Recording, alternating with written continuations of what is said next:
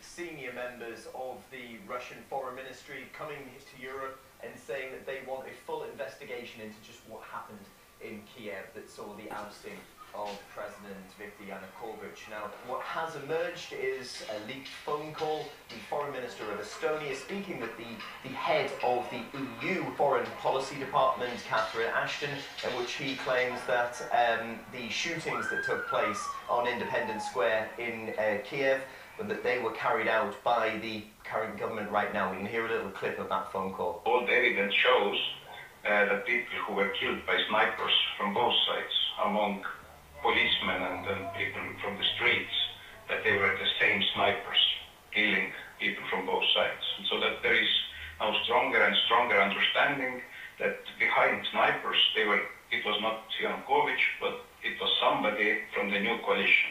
Now, this isn't the only thing that Russia wants to see investigated. They claim that there's been widespread human rights violations that have gone on. They want to see the investigation into just who's in charge at the moment of the streets of Kiev. I was just there recently, and Right Sector, a group that have been termed neo-Nazis by some, are, well, very much in charge. They're the de facto police force on the ground in Kiev. The other things they want to look at is the censorship of press, the treatment of MPs, and the actual legitimacy of the government that have taken control in Kiev, considering that they ousted a democratically elected government.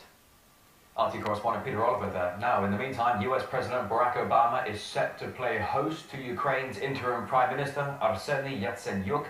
The two will discuss the $1 billion aid package that Washington has already pledged to Kiev. The US has also unveiled plans to send more fighter jets to NATO bases both in Poland and Lithuania. That's in addition to the 16 jets already deployed there last week. The moves were prompted by what the Pentagon called as Russian aggression in Ukraine and was said to be aimed at reassuring Washington's NATO allies. RT's Anastasia Chupina now explains just how deeply involved America really is in the Ukrainian crisis. Ukraine's cool-appointed interim Prime Minister Yatsenyuk comes to the U.S. Capitol for a public show of mutual affection. This is showing public support by the most powerful country in the world to an unelected Prime Minister who seized power illegally, but they hope to gain legitimacy through this international arena. The U.S. involvement in the Ukrainian crisis reaches far and wide, despite loud words about rooting for democracy and the Ukrainian people deciding their own future. Yatsenyuk's Open Ukraine Foundation has NATO and the Department of State as official partners. And he's a frequent visitor to the U.S., where his sister, reportedly a prominent Scientologist, resides on the West Coast. The politician was discussed in the infamous leaked Nuland phone conversations, where American politicians played out favorable scenarios for the West as if on a chessboard. I think Yats is the guy who's got the economic experience, the governing experience. He's the guy, you know, what he needs is Klitsch and Tony Book on the outside. He needs to be talking to them 4 times a week.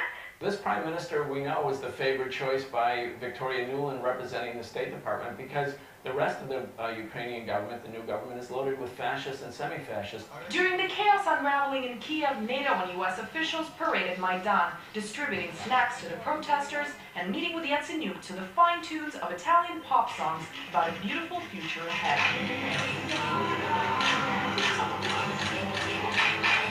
Today, the U.S. has already gone in head first into putting Ukraine's finances in order. We have already on the ground here in Ukraine experts from the FBI, the Department of Justice, and the Department of the Treasury who are working with their Ukrainian counterparts. Then again, supporting questionable governments that favor its geopolitical strategy is nothing new for the U.S. If you want me to say that the foreign policy of the U.S. is so consistent and it follows international law or certain principles that it doesn't deviate from, or there is no double standard in the behavior of the U.S., I won't be able to do that. While in Washington, D.C., Arseniy Yatsenyuk is getting a warm welcome from Barack Obama, making appearances at the U.S. Congress and spending time with the heads of the IMF and the World Bank. The new Prime Minister in the Ukraine is the IMF's man in Kiev, and that's how it should be viewed. That's been his track record for the last 10 years. He wants to do the bidding of the IMF, the World Bank, the German banks. In other words, he's a client or a proxy of these same forces that want to integrate Ukraine into the EU, not for the benefit of the Ukrainian people, but in order to make money. Arguably driving Ukraine right into the West's puppeteering under the U.S. guise of an honest attempt to help. Anastasia Churkina, RT, Washington, D.C.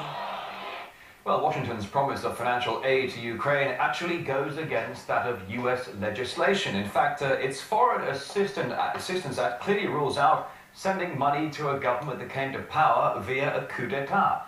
But the publisher of the Trends Journal, Gerald Celente, he says it's not the first time Washington has bent the rules to suit its own current agenda. Let us not forget that the United States still approved their $1.3 billion loan package to Egypt, and it's against the law to provide that kind of package to a government that has been overthrown. It's a military coup, but the United States still does not call what happened in Egypt a military coup, and they're certainly not calling this that either. The fact is, a democratically elected government, like it or not, was overthrown, and now the new prime minister is coming to the United States to meet with President Obama from an illegitimate government. So you can see international law, local law, state law, federal law. The law's on your side when you want it. The word justice, by the way, it's being misspelled. It's J-U-S-T-U-S. Just us when they need to use it, justice when they want to use it against you. And since foreign reporters first descended on Crimea, few questioned the background of the forces patrolling Crimea's streets. They were very quick to conclude that the masked men were Russian soldiers.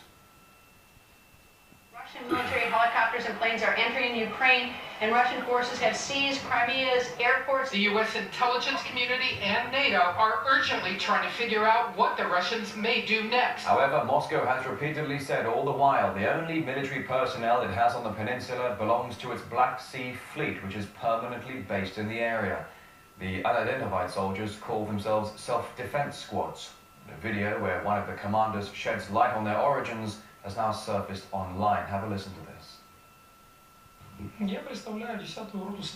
I'm from the Self-Defense 10th Company, one of the companies formed on February the 23rd in Simferopol.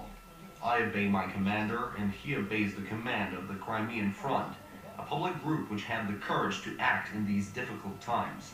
We now have a legitimate government, a prime minister, a chairman of the Supreme Council, and we obey them. Why do you think these are Russian military forces? I won't tell you where exactly these guys come from and who they are, but I can assure you, very soon you'll be surprised when you find out. They are Crimeans. I'm Crimean too. But at the moment, I'm allowed to talk to you, and they're not.